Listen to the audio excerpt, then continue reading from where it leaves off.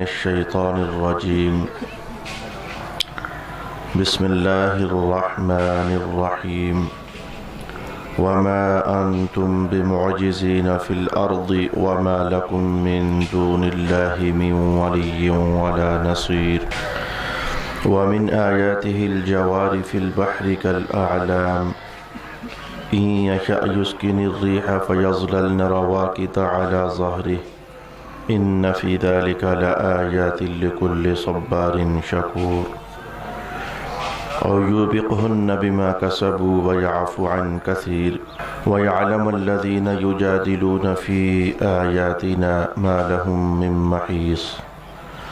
فما أوتيتم من شيء فمتاع الحياة الدنيا وما عند الله خير وأبقى للذين آمنوا وعلى ربهم يتوكلون.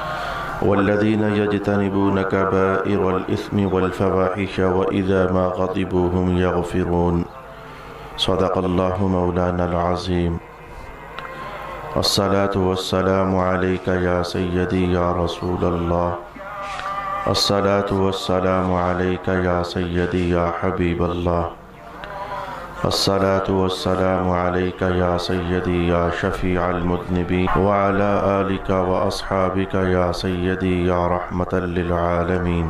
اور تم روئے زمین میں کہیں پر بھی اس کو عاجز کرنے والے نہیں ہو، اور اللہ کے سوا تمہارا نہ کوئی حامی ہے نہ مددگار. اور اس کی نشانیوں میں سے سمندر میں رواں دواں پہاڑوں کی مانند جہاز ہیں،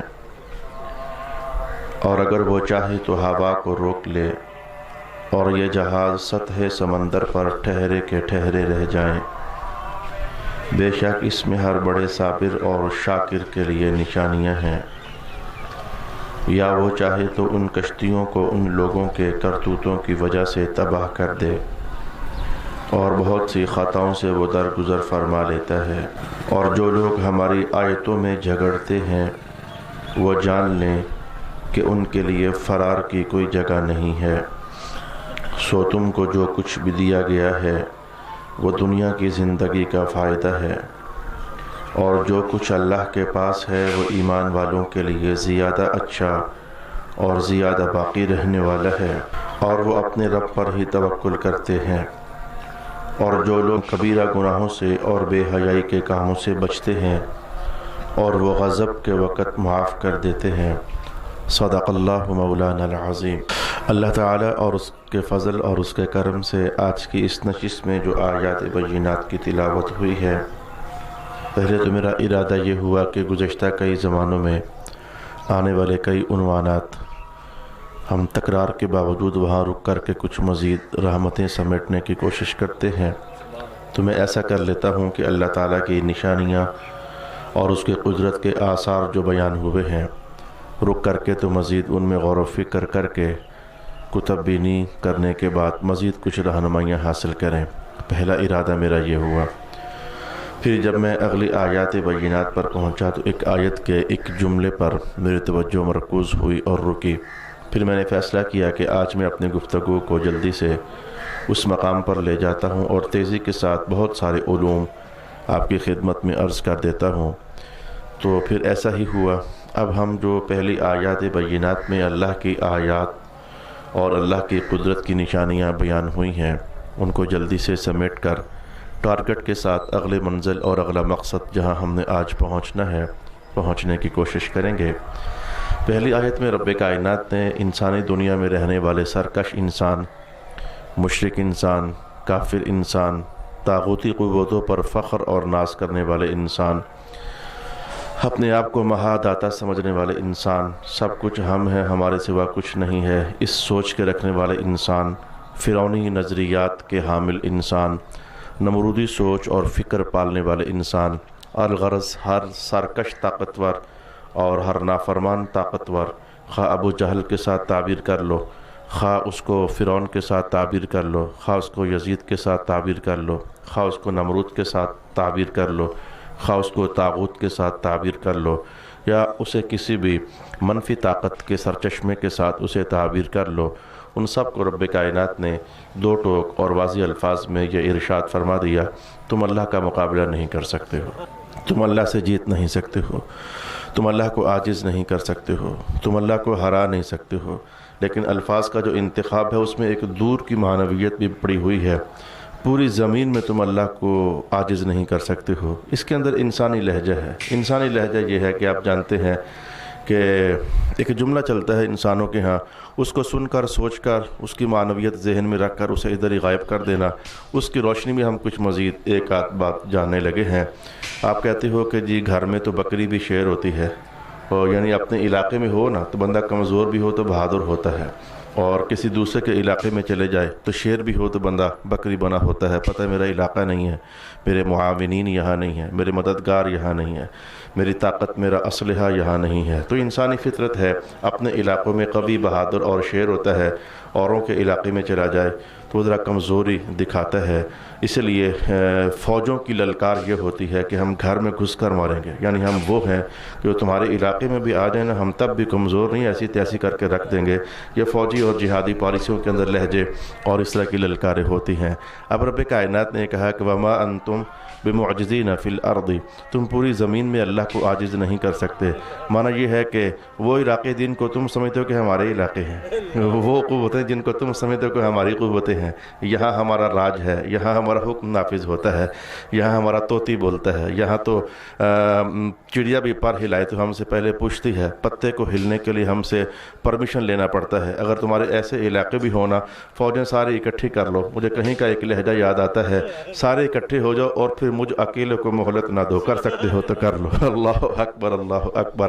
الغرض انسانی لہجے کا جو ایک احساس تھا، میں نے لگی ہے تو آپ کو وہی بتایا کہ رب کائنات نے تو کھلی آواز دی ہے، جہاں تمہارا دل ہے تم اللہ کی قدرت سے بھاگ نہیں سکتے، اللہ کو عاجز نہیں کر سکتے، اللہ کو کمزور تم نہیں کر سکتے۔ جہاں بھی جاؤ گے اللہ ہی غالب ہے، اسی کی قدرت کا غلبہ ہے، اسی کی طاقت کے آثار تم پاؤ گے۔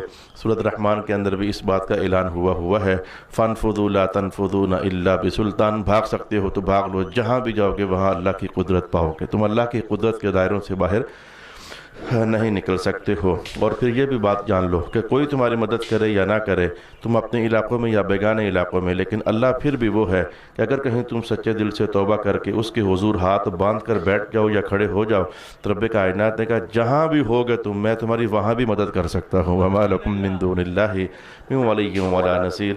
عنوان واضح ترین ہے، خوبصورت ترین ہے، رکا جائے تو رکا جا سکتا ہے، سوچا جائے تو سوچا جا سکتا ہے، لیکن میں نے کیونکہ کہا کہ ہم تھوڑا سا آگے بڑھنا چاہتے ہیں۔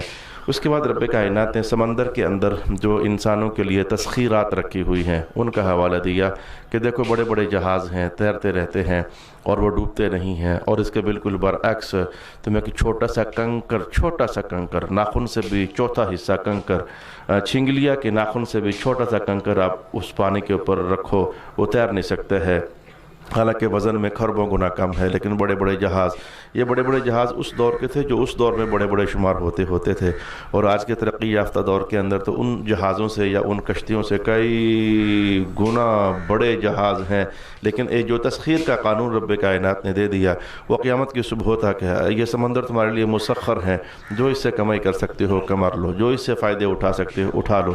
یہ زمین تمہارے لیے مسخر ہے، چاہو تو گھر بنا لو، چاہو تو زراعتیں کر لو، چاہو تو کاشتکاریاں کر لو، چاہو تو دریا اور ندی نالے نکال لو، چاہو تو کھود کر تیل نکال لو۔ ہم نے تمہارے لیے تابع کر دیا ہے، مسخر کر دیا ہے، جو فائدہ تم سے ممکن ہو سکتا ہے نکال لو، یہ فائدہ تمہیں نکال کر دیں گی۔ سمندر بھی ہم نے تمہارے لیے مسخر کر دیے ہیں، چاہو تو مچھلیاں پکڑ لو، چاہو تو گھونگے نکال لو، چاہو تو موتی نکال لو، چاہو تو اس پر تیراکیاں کر لو، چاہو تو اور بھی جو آج کے دور کی مزید فوائد تسخیر ہیں لوگ حاصل کرتے ہیں وہ کر لو، یہ تمہارے لیے مسخر کر دیا۔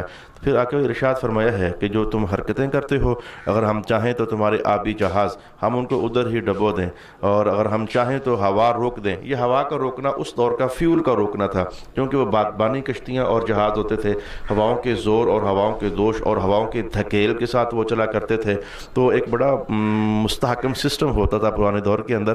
آج کے دور کے اندر میں اس کو یوں کہہ سکتا ہوں، تمہارے جہاز سمندر کی درمیان میں جا پہنچے ہوں، اگر ہم چاہیں تو ہمارا فیول ہی ختم ہو جائے، لیک ہو جائے، غائب ہو جائے، تمہارے جہاز ادھر کھڑے کے کھڑے رہ جائیں۔ ہواؤں کا دوش آج چلو اس طرح مؤثر نہ ہوتا صحیح، وہ جہازوں کی ساخت اور اس کے اندرونی نظارے بدل گئے، لیکن اگر ہم چاہیں تو تمہارا جہاز फ्यूल के बगैर रह जाए और उधर ही खड़े का खड़ा रह जाए, चाहे तो हम उधर ही डबो दें, लेकिन ये सब कुछ नहीं हो रहा है, इसलिए कि हमने कानून तस्खीर के तहत समंदर तुम्हारे ताबे कर दिया हुआ है। इन यशा युस्किनिर रिहा फयज़दल्न रवाकिद अला ज़हरी इन्न फ़ी ज़ालिका लआयातिन लिकुल्लि सब्बारिन शकूर। बेशक इसमें सब्र करने वालों के लिए बड़ी निशानियां हैं और शुक्र करने वालों के लिए बड़ी निशानियां हैं। और युबिक़हुन्न बिमा कसबू, और वो चाहे तो इन कश्तियों को तुम्हारे करतूतों और गुनाहों की वजह से डबो दे। मैं कहता हूँ कश्तियाँ तो पानियों पर चलने वाली चीज़ें हैं, ये जो जिनको अल्लाह ने कारें दी हैं, गाड़ियाँ दी हैं, छोटी या बड़ी, रात के टाइम जब वो ड्राइविंग करते हैं तो हर ड्राइवर यही बोलता है, हम जब क्रॉस कर रहे होते हैं या हम जब ओवरटेक कर रहे होते हैं तो हज़रत ये अंदाज़ा ही होता है, अगली गाड़ी आ रही है, हमने पास से गुजार लिया, अंदाज़ा ही होता है। आप बाहर निकल करके हमारे पास कोई ऐसा इंस्ट्रूमेंट तो होता नहीं है कि हम जांच लें, परख लें कि गाड़ी का दरमियान में स्पेस है भी या कि नहीं है, एक अंदाज़ा ही होता है। अल्लाह यह जो है बचा लेता है और इसमें कोई शक नहीं है। गाड़ियों को, ड्राइवरों को इस बात का ज़्यादा पता है। तो मैं कहता हूँ कश्तियों को छोड़ दो, वो तो जो कुरान पाक ने कहा सो कहा। मैं कहता हूँ इसको यूँ ही पढ़ लो और यूँ ही सोच लो कि दौरे हाजिर में तुम्हारी ये भागने और दौड़ने वाली जो कश्तियाँ हैं सड़कों पर, गाड़ियों की सूरत में, अल्लाह ही है ना जो उनको बचाए हुए है। जब अल्लाह का हुक्म आता है तो यकीन जानिए छोटी सी गलती गाड़ियों की कलाबाजियाँ लगवा देती है, और अल्लाह ही है जब बचाने पर आता है तो बड़े से बड़े हैवी एक्सीडेंट, गाड़ियाँ 3-3, 4-4 कलाबाजियाँ खाने के बावजूद भी बंदा अंदर से कपड़े झाड़ता बाहर निकल आता है। तस्खीर का कानून समंदरों में भी है, तस्खीर का कानून सड़कों पर भी है, तस्खीर का कानून मैं कहता हूँ कि दौड़ती गाड़ियों के अंदर भी इसका जलवा देखा जा सकता है। तस्खीर का जो कानून है हवाओं के अंदर भी है। हद नहीं हो गई है कि ये पत्ता अभी गिरकर ऊपर से टूटकर मेरी गोदी में आ गया है, इसका वजन ही क्या होगा, लेकिन सैकड़ों हज़ारों लाखों मन और टन जहाज़ जो है वो उड़ता फिरता है, कभी इधर ललकारियाँ भरता है, कभी इधर वो भागता फिरता है। ये सब तस्खीर कायनात है। सख्खर लकुम मा फिस समावाति व मा फिल अर्द, ज़मीन व कुछ भी है अल्लाह ने सब तुम्हारे ताबे कर दिया है। अब ये तुम्हारी अप्रोच है, तुम्हारी खोज है, तुम्हारा कोशिश करना है, तुम्हारी मेहनत है, तुम्हारी तगोताज है, तुम उससे कितना फ़ायदा उठा लेते हो वगैरह वगैरह। मैं महसूस करने लग गया हूँ कि हालात मेरे काबू से निकलना चाह रहे हैं, लेकिन मैं काबू से नहीं निकलने देना चाहता। उस उन्वान पर मैं छलांग मार कर पहुँचना चाहता हूँ जो आज मैं सोच कर लाया कि हम चले आज इसको हम नज़रों में गुजारते हैं, जहन से इसको सिमातों से टकराते हुए ताज़ा करते हैं। तो रब्बे कायनात ने कहा कि उन लोगों को जान लेना चाहिए। मुराद तो काफिर लोग हैं, हम ईमान वाले तो हर वक्त यही कहते हैं अल्लाह हम तो हैं तेरे काबू में, तू जब चाहे हमें जहाँ चाहे पकड़ सकता है, गिरा सकता है, उठा सकता है। हम तो इस बात का भी ईमान लाने वाले हैं, ऐनमा तकूनु युद्रिकुमुल मौत वलौ कुंतुम फी बुरूज मुशय्यदा। मजबूत कलों के अंदर भी दाखिल हो जाओ, जब मौत का फरिश्ता आना चाहेगा तो आ ही जाएगा, तुम रोक नहीं सकते हो। हम तो हर वक्त घर में लेटे हुए हों तो अल्लाह की कुदरत और काबू के में है। हमें पता है कि मौला हम अगर साफ माहौल में भी लेटे हुए हों तो सुबह उठना नसीब होना है कि नहीं होना, मौला हम तो इस बात का इकरार करने वाले हैं। मुसलमानों को ठीक है ये कहा गया, लेकिन असल कहानी काफिरों की है। उनको कहा जा रहा है इनको जान लेना चाहिए जो हमारी आयतों में झगड़ रहे हैं कि मा लहुम मिन महीस, इनके लिए फ़रार की जगह कोई नहीं है, ये कहीं भाग कर जा नहीं सकते हैं। ये सब जहाँ भी हैं हमारी दस्तरस में है, हमारी कुदरत कामिला के दायरों में है। फमा ऊतीतुम मिन शैइन, ये एक दस्तक है, ज़रा दिमाग पर लगा लेते हैं, ये हर बंदे को सोचना चाहिए। हम में से कोई शख्स भी ऐसा नहीं है गरीब से गरीब जो गुर्बत की लकीर से 100 दर्जे और नीचे गया हुआ है, उसके लिए भी ये आवाज़ है।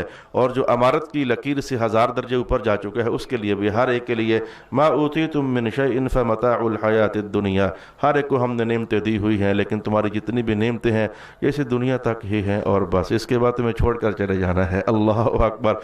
मैं कहता हूँ कुरान पाक के इस जुमले के अंदर एहसास भी है, दर्द भी है, दावत भी है, दस्तक भी है, फ़िक्र को महमीज़ लगाना भी है, सोच को मंजिल की तरफ सफ़र करने का एक इंदिया देना भी है। जो तो हमारे पास है वो इधर, मैं जब इस आयत से पढ़ रहा था तो मेरे ख्याल में गुजर रहा था कि एक दिन ऐसा आना है कि मेरी किताबें पढ़ी की पढ़ी रह जाएंगी, कोई इन्हें खोलने वाला नहीं होगा, कपड़े मेरे वो लटक रहे होंगे, मोबाइल मेरा वो पड़ा हुआ होगा, जूतों पर मिट्टी जम चुकी होगी, कोई बंदा इनको इस्तेमाल करने वाला नहीं होगा। तो ये सब नेमतें जो हैं ये दुनियावी ज़िंदगी को खैर वाफियत से गुजारने के लिए रब कायनात ने अता फरमाई है। साथ ही इतनी खूबसूरत दावत दे दी, मौला कायनात ने दिल खुश कर दिया। मैं कि वमा इंदल्लाहि खैर, अल्लाह के पास जो है बेहतर तो वो है। अब इसको दो अंदाज में समझना है, या तो ये है कि अल्लाह के पास बेहतर ये है, जो है वह बेहतर तो वही है। चाहो तो इस मोहल्ले में दाखिल हो लो तो यूँ समझ लो इताअत करो रसूल पाक अलैहिस्सलातु वस्सलाम की जन्नत तुम्हारी है, तो बेहतर तो वही है। चाहो तो इस अंदाज में समझ लो, और चाहो तो इस अंदाज में समझ लो जो नेमतें हमने तुमने दी हैं ये दुनिया ही में रह जाने वाली हैं, ادھر ہی ختم ہو جانے والی ہیں یا ادھر ہی تمہیں چھوڑ کر جانا پڑ جائے گا۔ ہاں اگر چاہتے ہو کہ ان نعمتوں میں سے کوئی نعمت بقا پا جائے، ہمیشہ میرے ساتھ رہے، تو بات وہی ہے، آج پھر اللہ کے راستے میں صدقہ دے کر کے پھر اللہ کے پاس پہنچا دو۔ تمہارا جو مال اللہ کے پاس محفوظ ہوگا پھر وہ کبھی ختم ہونے والا نہیں ہے۔ جب اللہ کے پاس جاؤ گے اللہ پلٹا کر کئی لاکھوں گنا حسین کر کے تمہیں عطا فرما دے گا۔ یہ دونوں انداز میں اس آیت کو سمجھا جا سکتا ہے، دونوں انداز میں اس آیت کو سمجھا جا سکتا ہے۔ میں آج دہرائی کرنے جا رہا ہوں اس حدیث شریفہ کی جو آج کل مجھے بہت یاد آ رہی ہے، کیونکہ مسجد کی تعمیر و توسیع کا سلسلہ جاری ہے، تو اس میں کچھ لین دین، خرید و فروخت، آئٹمز دیکھنا، آرٹیکل چیک کرنا، ڈسپلے وزٹ کرنا، یہ سارا نظم و ضبط چل رہا ہے، تو اس قدر نعمتیں دکھنے میں آ رہی ہیں اور گزرنے میں آ رہی ہیں۔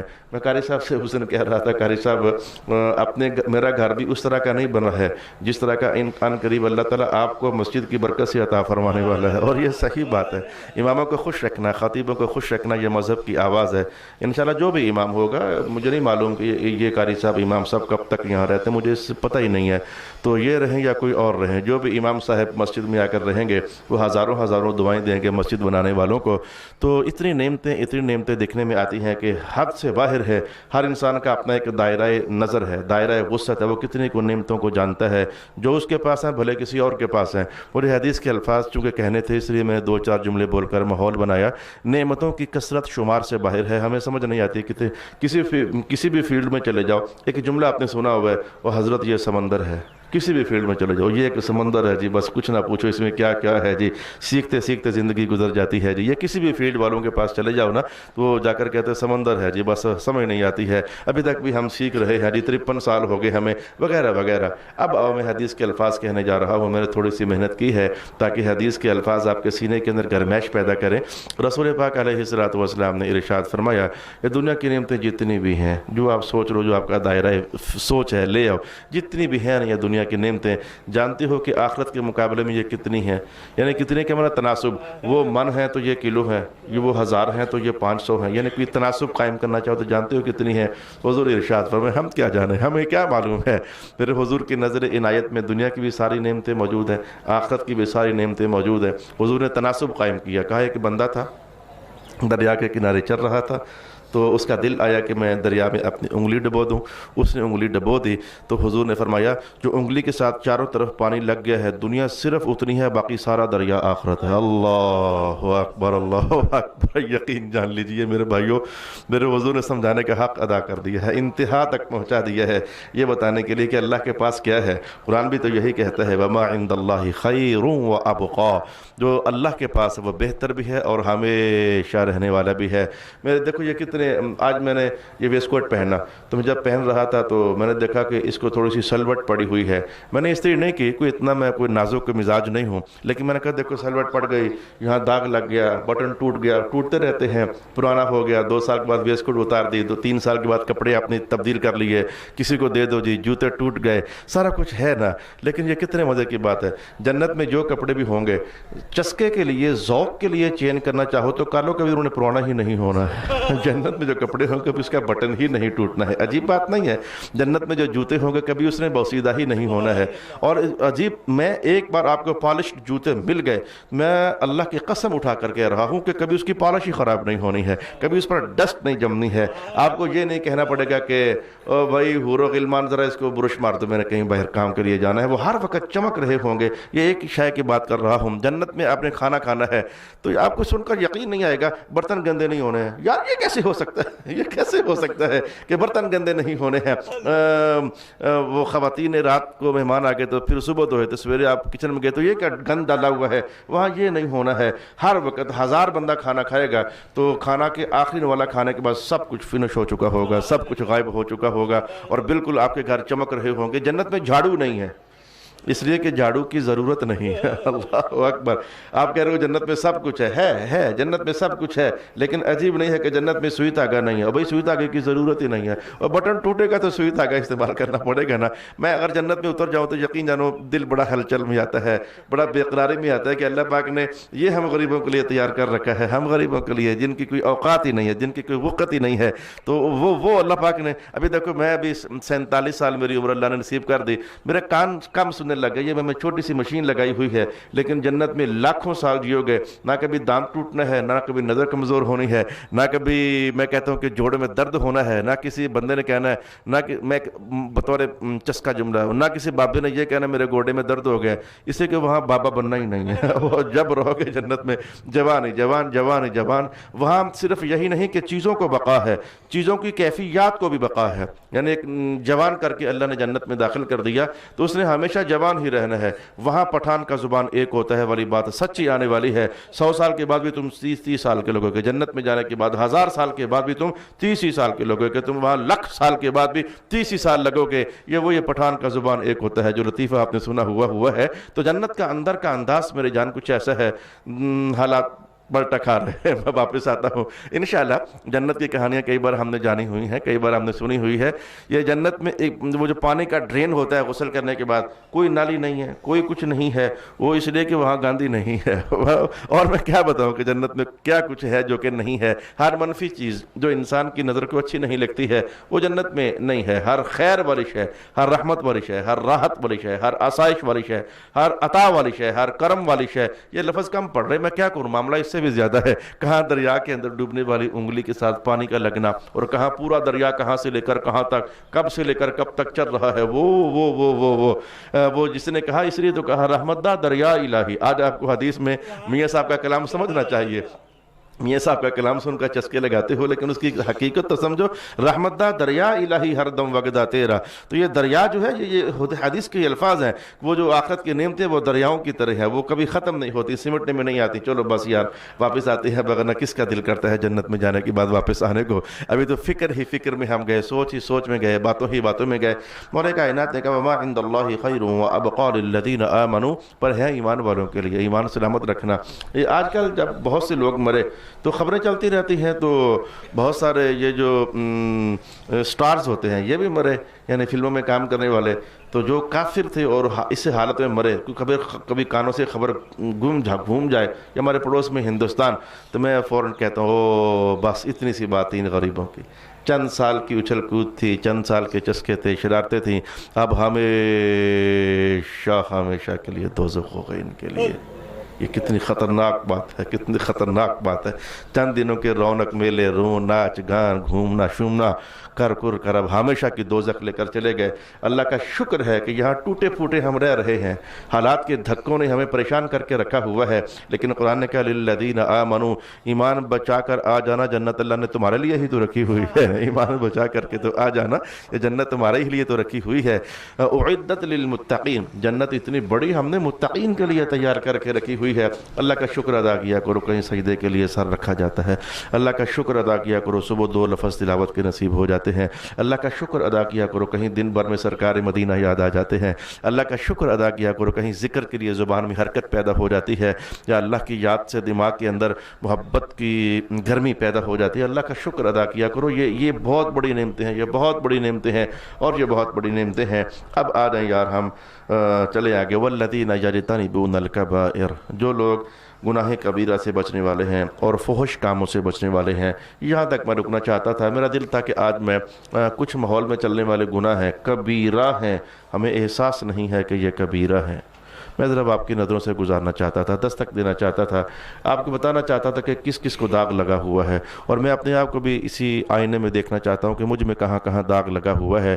کچھ گناہ ہیں کبیرہ ہیں، لیکن ہم محسوس نہیں کرتے، لگے ہوئے ہیں، اس میں کلا بازیاں کھا رہے ہیں.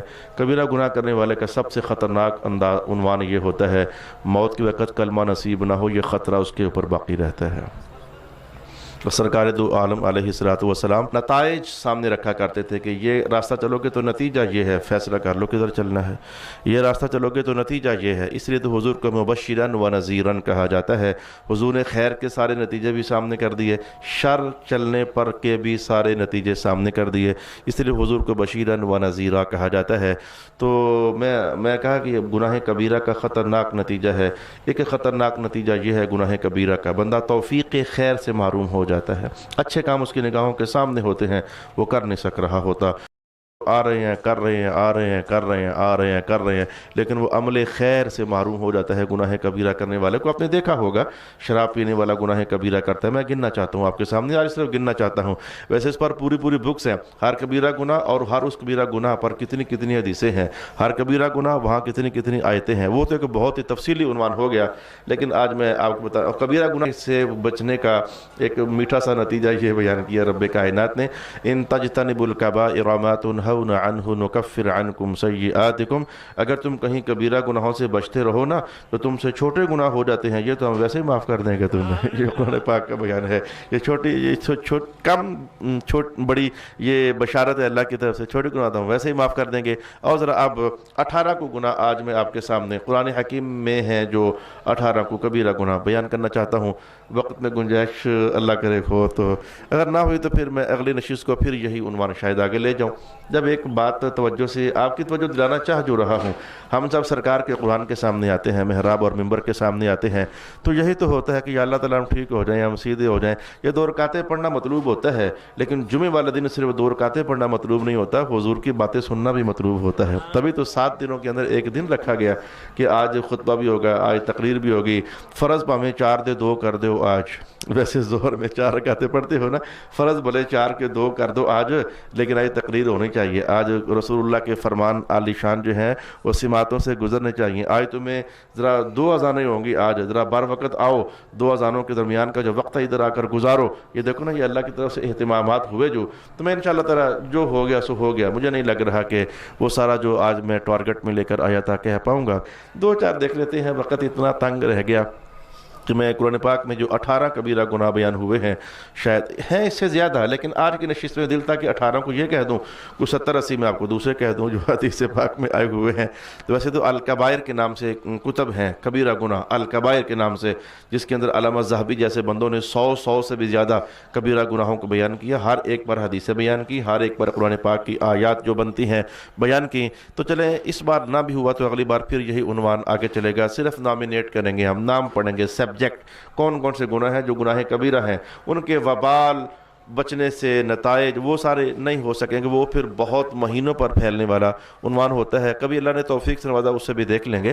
تو آئیں مذرا جو قرآن پاک کے اندر بیان ہوئے، سب سے بڑی بات اللہ کا شکر ادا کرتے ہیں، شرک کرنا اس سے بڑا گناہ کبیرہ اور نہیں ہو سکتا ہے، شرک کرنا، ہم مشرک نہیں ہے، ہمارا اللہ ایک ہی ہے الحمدللہ، اللہ اپنی الوہیت میں وحدہ لا شریک ہے، سرکار مدینہ ہمارا سب کچھ ہے، لیکن بعد از خدا بزرگ تو یہ قصہ مختصر، ہم الحمدللہ اپنے نبی پاک کے معجزات، ان کی شانیں، ان کو دی ہوئی اللہ کی قدرت کے فیوزات اور برکات دیکھ کر، بھلے چاند پر بھی قدرت ہے، سورج پر بھی قدرت ہے، شرق و غرب حضور کے دست قدرت میں ہے، سب کچھ ہے، لیکن پھر بھی ہم کہتے ہیں کہ حضور سب کچھ ہے لیکن اللہ نہیں ہے، اللہ ہمارا ایک ہی ہے، رسول اللہ اللہ کے انتہائی مقرب ترین محبوب ترین، اس سے بڑھ کر بھی لفظ ہو تو ہم بولنے کے لیے تیار ہیں، وہ جس سے پتہ نہیں اللہ نے کس کے منہ سے نکلوایا، بڑا اچھا نکلوایا، بعد از خدا بزرگ تو قصہ مختصر، گل ختم بھائی، اللہ کے بعد اگر کوئی ہے ہستی تو سرکار دو عالم علیہ الصلوۃ والسلام کی پاک ہستی ہے۔